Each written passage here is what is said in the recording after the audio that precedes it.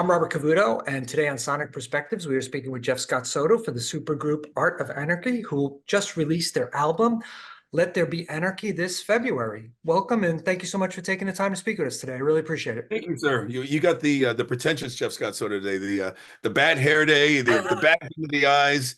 You know, it's when they don't warn us that we're going to be doing video interviews, and it's weird because we're used to back in the day we would be doing this in person. You know, with let's schedule where we can meet up and talk in person. Of course, it's going to be video, but yeah, when it's not audio, I have to do this. No man makeup today, right? Exactly. This is my quick makeup. So I really dig the album. I'm really enjoying it since I've been listening. So congratulations to you, to the band. You. I spoke with Ron maybe in 2023. Okay. And we talked about it a little bit. So I have some insight into the history of it, but I think it's a great album. I appreciate that. Yeah, I do as well. I mean, I always stand behind anything I do, for starters. I mean, I do a lot of stuff as most people who have followed me realize and recognize, but there's some things that really just resonate. They really stand out. And that was one of the things that I really loved about this band. And one of the reasons I pushed to be part of it, especially when it was kind of defunct and not really doing much, or they weren't even, I don't even think, discussing about doing anything further. It was more that I kind of help brush the ashes and the dust away to say, guys, you know, I'm just crazy about the music. I love what you guys did. And besides that, I always felt like the band never got their due. You know, the fact that they had so many issues with the past singers in terms of commitment, etc.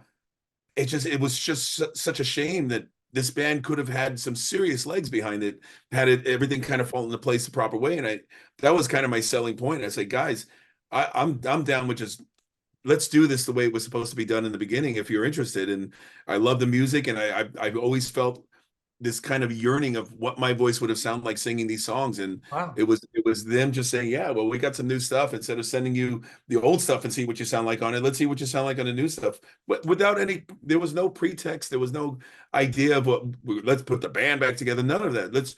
It was just, let's write, let's just see if there's any kind of chemistry there. And the chemistry was there tenfold. So from that, we created almost 2 albums worth of material. And from that, we condensed it kind of thematically, not so, I don't want to call it a concept record, but it kind of is thematically. It's the context of the lyrics, etc., really came together in the form of a theme album. And that's what the whole anarchy theme is about. Right. Now, you were the one who initiated it. It wasn't like they were out there looking for singers and you had to audition, or Ron connected you from Sons of Apollo? No. They weren't looking. Actually, it all started in 2018 when we started the first Sons of Apollo tour. And I was listening to the album on the bus and just telling Ron, man, this material is so strong, it's so good.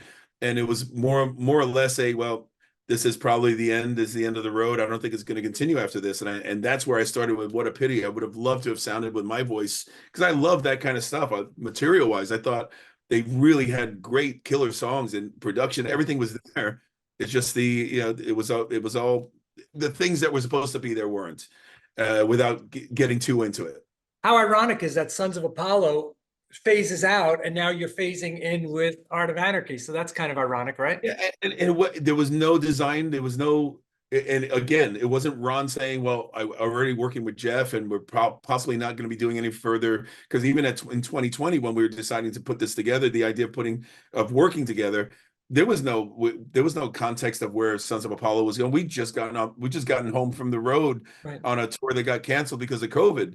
So there was no idea of, we're gonna not be together, we're not going to continue at that point. And there still isn't. There is no context between us that Sons of Apollo is over.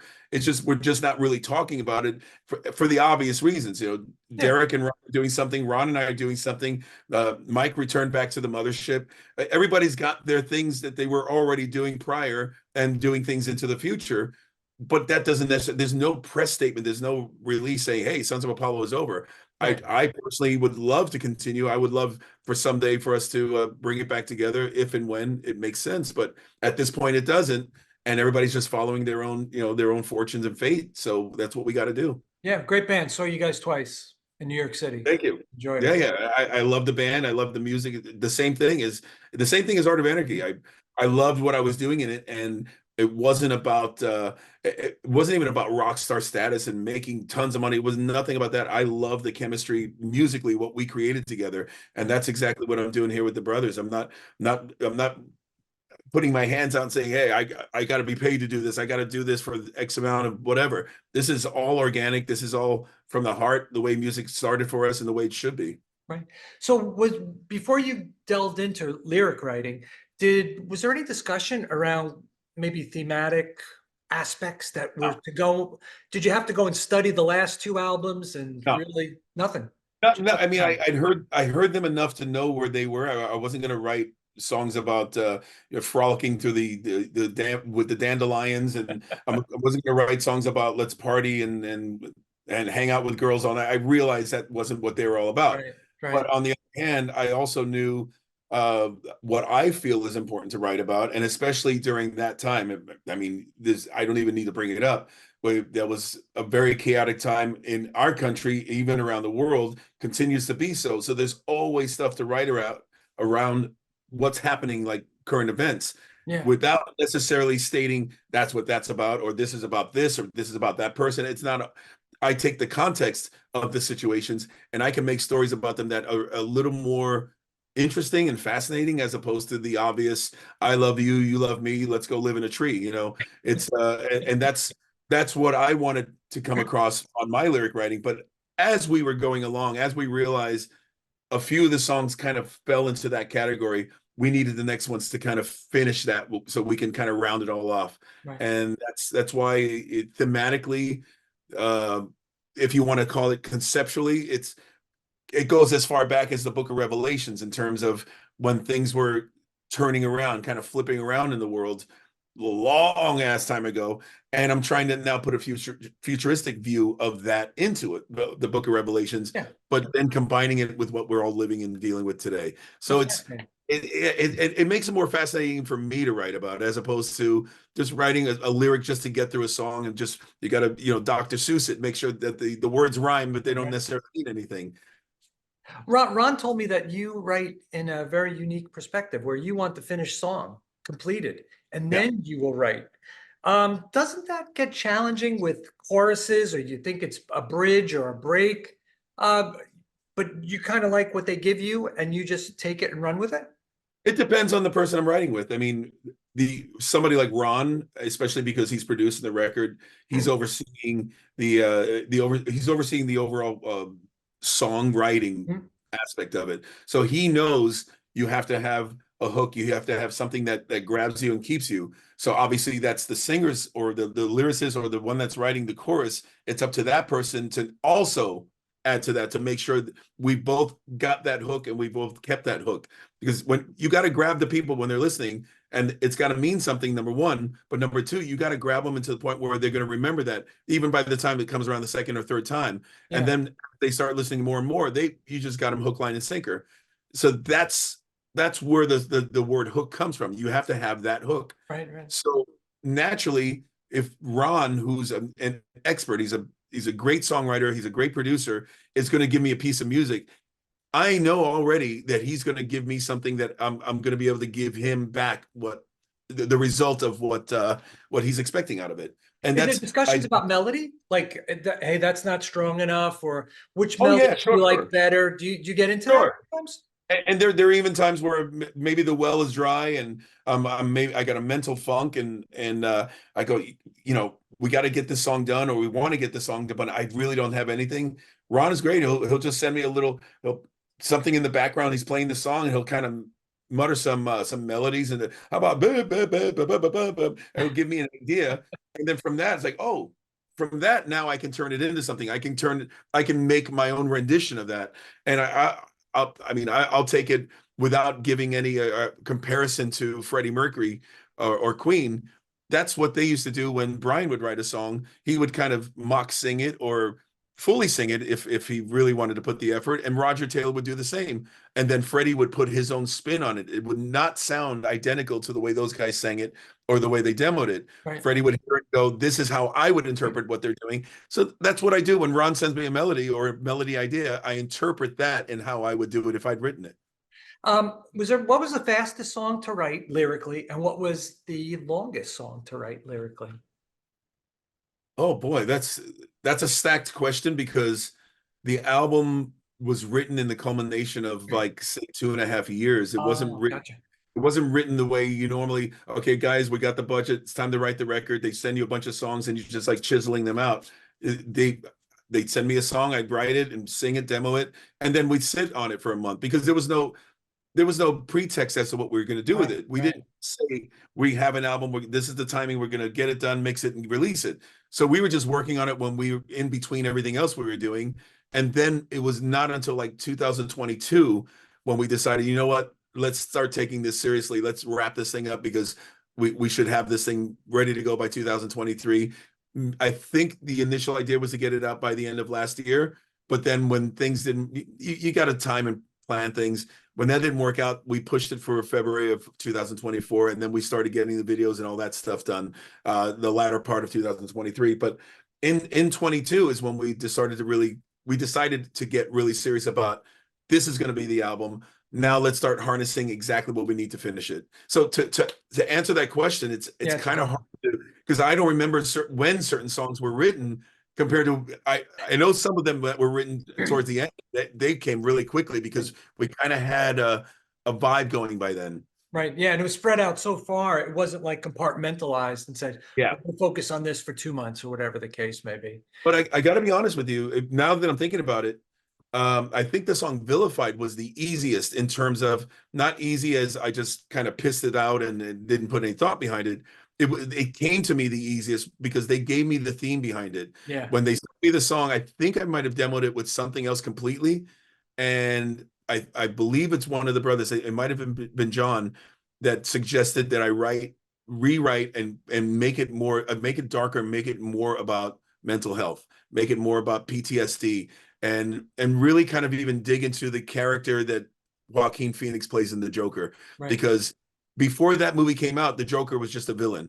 The Joker was just a wacky guy who's always laughing and he's just an evil guy. But that movie showed how he was vilified in terms of he became a villain because of society. He became a villain because of mental health, because of things that we take for granted and we don't help people and we don't understand how to help people. So that as soon as he said that, I just went into that whole premise and that whole context of that movie and that character, and Vilified just kind of wrote itself. It came out pretty good. Yeah, it's a great song. Songs are written in different ways at different times based upon your state of mind. Do you Yeah. find yourself creating something really good one day and maybe just adequate the next? Any artist that Yeah. happens to any artist. Yeah, we don't have a magic hat where we know we're gonna always be able to draw from. And there's mental blocks, of course. You even have doubts where you think, is this good enough? Is anybody gonna like this? Of course, we all go through that. And even with a lot of these songs, I would listen back and go, is that strong as anything from the last two records that those guys did? You start questioning things because of course you want it to resonate. Of course you want it to be accepted. But more importantly, you want to step back from it and go, man, that's pretty good, or I don't know. And it wasn't until the album was actually done when I heard the final mixes and the sequence and everything, that's when I realized, oh my God, we really have something strong here. Yeah. What's unique is the first two albums do not sound like each other. They're very Right. different albums. This one is even Yeah. different into itself. So Yeah. you're sitting there and you're going, well, how do I take Scott Stapp and Scott Weiland and try and make this sound like a comprehensive album?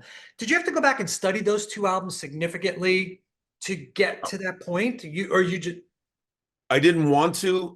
In the younger Jeff would have done that because the younger Jeff would have found it more important to make sure that the album didn't stray or go too far away from where they started. The fact that the band didn't become as big as Van Halen, let's use them as the umbrella band to draw this question from.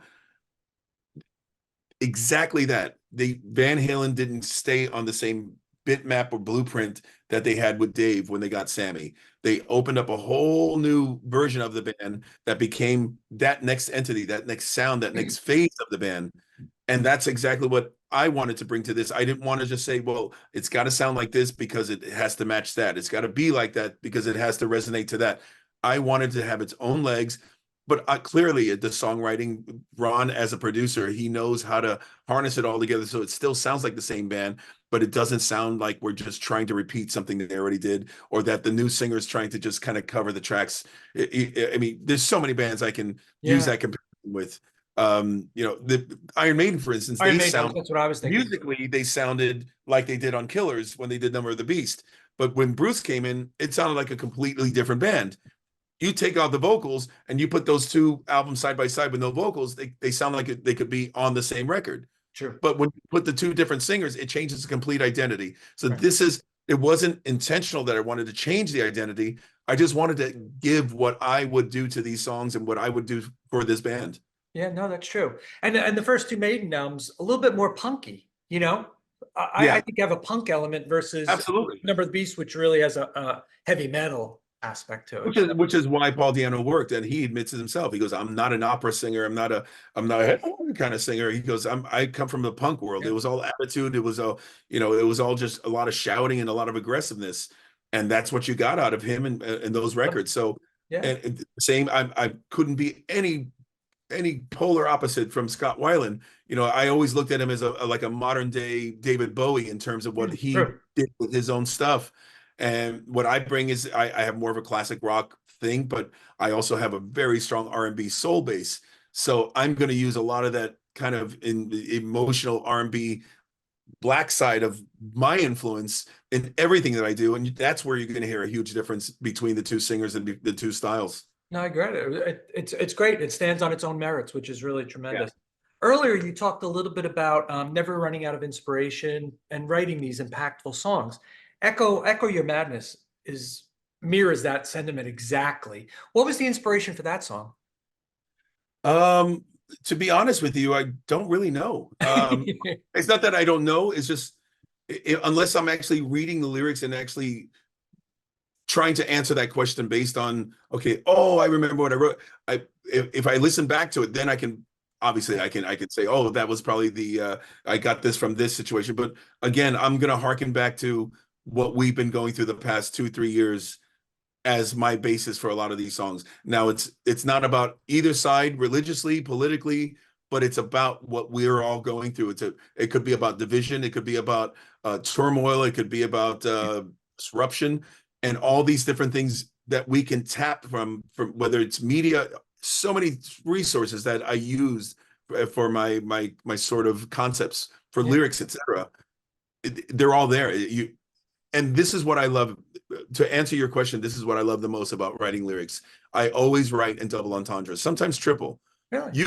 I could take a subject and write, and it's going to be so clear what and who I'm writing about.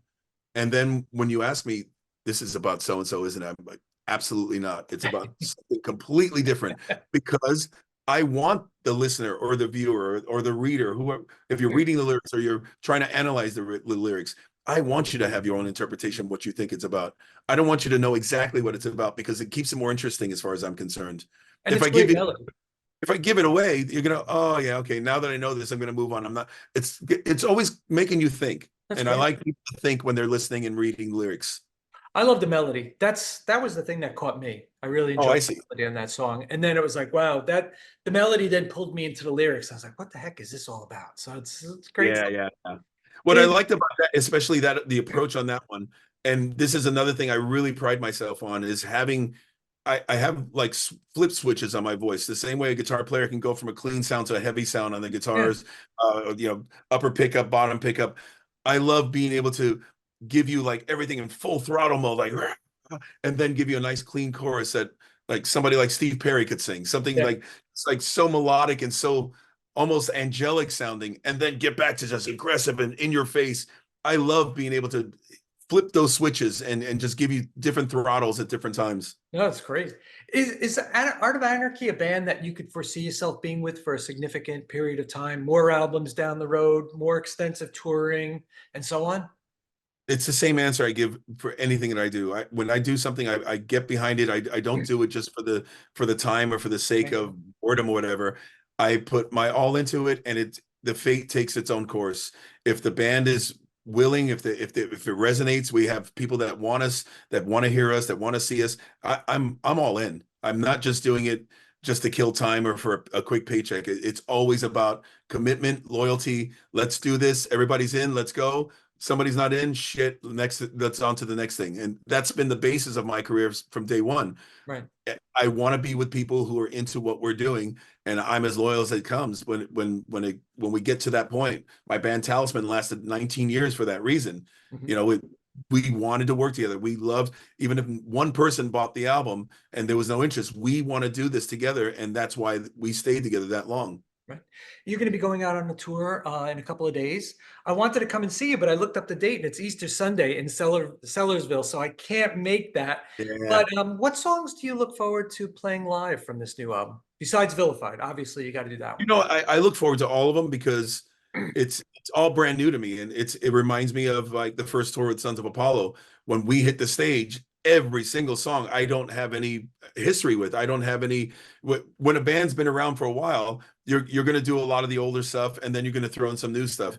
This is all new to me, including the older stuff. So every single song, I'm going to have to concentrate. I'm going to have to think. I'm going to have to. I'm not going to have that natural just settle in and just go for it and do what I normally would do in the context of, say, a JSS show, Right. where I'm doing so much familiar stuff from my own catalog, and you sprinkle in some new stuff I've never done. You can get away with kind of not getting it perfectly. So Right. for me, I'm excited to do all of it as much as I'm nervous to do all of it, because I want it to resonate. I want it to sound authentic and real, but I also want it to be good. I don't want to be up there thinking the whole time.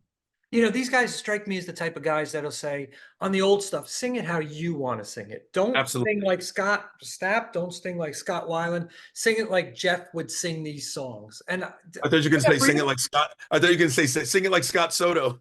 no, no, sing it. You know, I what know. I'm saying. Yeah. No, and that's absolutely, you're 1000% correct on that. The first thing, because let me tell you quickly, my learning process has changed since I was a young man. Back in the days, I could listen to something once and I could sing it back almost verbatim. Wow. I learned and remembered lyrics. I learned and remembered melodies. It was like glue. It went in and never left. The problem with that is all that stuff from 20, 25 years ago, like glue, stuck and it never left. There's no room for any new stuff. So when I'm learning I've already heard the older stuff, but I'd never memorized. I never listened to it the way I listened to Boston albums and Iron Maiden, the stuff from our childhood, from back in the day, where it's embedded in your brain. Absolutely. It's not going anywhere ever. It's just stuck there. I could sing you Number of the Beast verbatim right now from beginning to end, and I haven't heard it in years because it's stored. Now, listening to their stuff, it's listening and then it goes away, and I'm listening to other stuff, it's going away. It's like stuff's like bouncing off my head, but nothing's sticking. So when I'm learning the old stuff, I don't remember it. I can listen to it nonstop, 24 hours a day, but until I actually sing it, it just doesn't stick. So thankfully, Bumblefoot has all those older songs, karaoke mixes with no vocals, already mixed. It sounds just like the record, but except for no vocals. He sent me the songs that we're going to be doing from those first two records. Right. I put them in Pro Tools and I demo them. I put the JSS version, and now all of a sudden, not only do I have I've got a little experience singing them, because I've now just, even if I'm doing it line for line until I finally get it, as I'm listening back to it, I remember singing that. Oh, I remember that line, that lyric. Yeah. It's now resonating. I just got back from the gym. It's exactly the same thing. I go to the gym and I don't even have to, it's subconsciously going into my head, subliminally going in my head, because I'm playing ball and shooting around, or I'm on the treadmill, but I'm listening to myself, remembering that I'd already done those songs in the studio. So from that, I'm learning it and listening to it the same way I'm listening to the stuff and getting ready for the stuff that I did sing. And that's now my learning process. I already have my own way of doing those songs before you actually hear me do them. You know what's great is too is that a live album doing a full compilation of the three albums would be really cool to really set the tone for here's Jeff moving forward in a live setting. It'd be kind of interesting to hear that, you know? Yeah, let's sell the studio album first before we start thinking about that. We're so pompous that we're going to do a live. You want a live album, don't you? No, baby steps. Let's get the first one out of the way. I'm a baby And steps to be type honest of with guy. you, I've even toyed with the idea of, I talked to the guys maybe just even as a promotional item, maybe we should release some of these so-called JSS versions, Yeah, not sell them, but just put them out. This is what I sound like singing Aqualung. This is what I sound like singing Changed Man. Just so people can get a grasp of it, of course. right. But number two, it's just like this is the new version of the band. This is what it sounds like. It's going to sound like when you come and see us. I don't think it's a bad idea. Yeah, I think it's a great idea. I want to be respectful to your time. I have one last question. Were you surprised Sure. when Mike left Sons of Apollo to go to the mothership of Dream Theater? Was it a surprise? Was there a long discussion that this might be happening down the road, or was it just did you just find out one day on the phone call? Let's give you a balloon answer for that. First of all, there's no discussion. There still is no discussion that Sons of Apollo is over. Right. The tour ended because of COVID. There was no discussion of where we're going, when we're going, how we're going to do it, blah, blah, blah. There was no even discussion of Mike going back to Dream Theater or anybody at that point. Everybody was just focusing on what they were doing. The Dream Theater thing truly, and from my knowledge, happened in 2023 and nothing to do with the pandemic and nothing to do with 2021 or 22. Where we're at, where he's at, where's Winery Dogs, nothing to do with any of that. Whatever his personal discussions with the band were, whatever they were discussing or conceptualizing with it all, nothing to do with us, nothing to do with any of his other bands. I know that for a fact. Yeah. Number two, him being with the mothership, he's home. He's where the fans have been waiting for. And as far as I'm concerned, I'm so happy for him. I'm happy for the band. I'm happy for the fans. He belongs back home as far as I'm concerned. Yeah. But my personal opinion is I don't think Sons of Apollo and Dream Theater could exist and kind of on the same atmosphere, I guess is the only word I can come up with. It's too similar in music. It's too similar. I mean, Dream Theater, they go to way more intense, crazy levels of what they did and what they still do than Sons of Apollo did. But I think it's too close. I don't think it's going to work. I don't think it's this is just me speaking. Yeah. But not from any discussion. Fair. This is not from any, we haven't had any powwows. Well, let's make sure we say this. There's nothing. We haven't discussed any parameters about this band. So to say that it's over is unfair because we never said it was over. Right. Mike never said, hey guys, I'm going to Dream Theater. Sons of Apollo's done. Ron and Derek started Whom Gods Destroyed. They never said, hey, Sons of Apollo's over. We just never discussed it. It's just kind of an open-ended book that we never closed. So I'll go on record by saying we never said it's over. My personal ideal is I don't think both bands will coexist at the same time. Mike's going to be far too busy with that. I'm sure most of his bands are going to go bye-bye. Maybe Winery Dogs will continue. Who knows? But I don't know. And that's his business. That's his question. I can't speak for him. I can only speak for me. No, that's great. And that's very fair. And that's very honest. And I appreciate your honesty with that. Well, I would love to see the band live, and I'm just going to have to wait until your next tour when you come back around. Is there more dates that are going to be planned past March? Exactly what we're doing. I don't like to call this a tour because to me, a tour is more than 8 shows, and that's all we're doing is 8 shows. Okay. I call this a run. I call this the band kind of, they haven't played together live since 2017 as a band. So they need to get their feet wet as much as their new singer needs to get his feet wet. You know, there's a new bass player, my bass player, Tony Dickinson from Soto, and he's also in Trans-Siberian Orchestra. He needs to get his feet wet with this whole thing. So this is more of us kind of, it's not even cleaning out the cobwebs. We don't have any cobwebs yet. We have to know what it's like to play together and what it's going to vibe like. We need to learn each other on stage, all those things. That's what this is about. We have a new record. We want to show that we're a real band by doing some shows, but we also don't want to commit to a long tour until we know that the album, number 1, is resonating, and number 2, people are interested in seeing us. Fair. So this is planting a seed. If the tree grows, you bet your ass we're going to be out there and doing a lot more. Well, I love the new album, and I want to see you. I want to see you do the new stuff, and I want to see you do the old stuff. So I look forward. I'm excited to do that, man. I every time I listen to me singing one of the Stapp or Weiland songs, I mean, this is gonna be fun singing this stuff. It's great. Well, listen, I wish you the best of luck, and thank you so much for your time today. It was a pleasure to speak with you. My pleasure. Right on, man. Thank you. Thank you. Bye-bye. Bye-bye.